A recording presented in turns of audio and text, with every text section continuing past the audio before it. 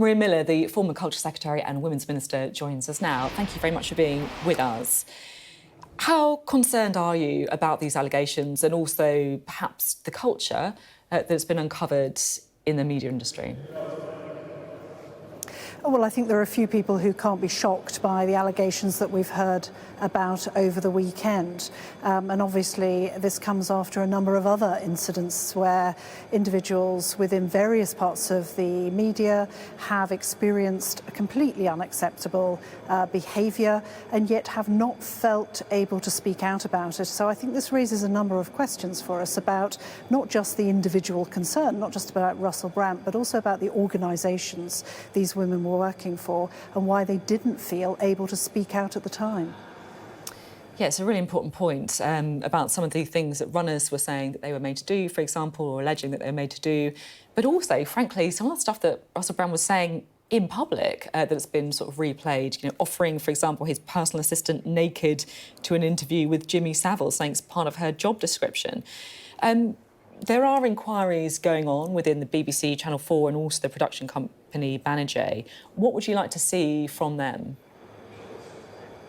What I'd like to see from them is an explanation as to why they didn't have practices in place for people who wanted to speak out. We're not talking about historic allegations here. We're talking about the things that happened in very recent years. And I think they've got to be held accountable for the way they're treating their staff. And I also want to dig more into some of the comments that were made over the weekend about people not feeling still able to speak out about these instances, and particularly comments from both the BBC and also the talent company, which made me feel that maybe non-disclosure agreements have been used, potentially leading to people being silenced about things which are now patently issues that could be criminal allegations.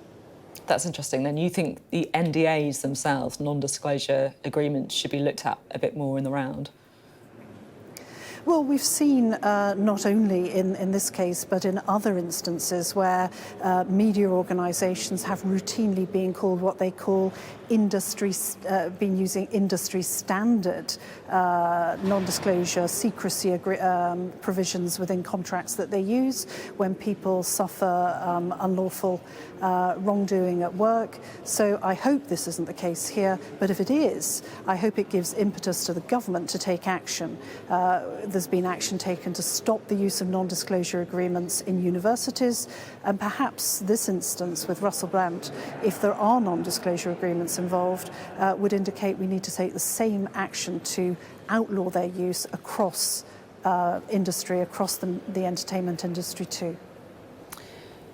It's at a time, of course, when the organisations involved have been taking a deep look at themselves and effectively holding themselves to account.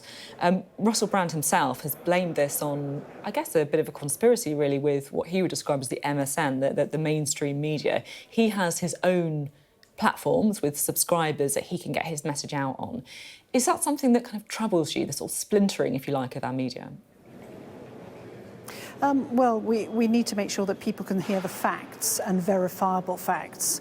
And that's why the sort of investigative journalism we've seen over the weekend has been important, coming out of reputable media organisations. But it's really important that people understand the facts, they can see the facts, and then make up their own minds. I think the splintering of media just really underlines the importance of having trusted sources of information for people to be able to make their own minds up.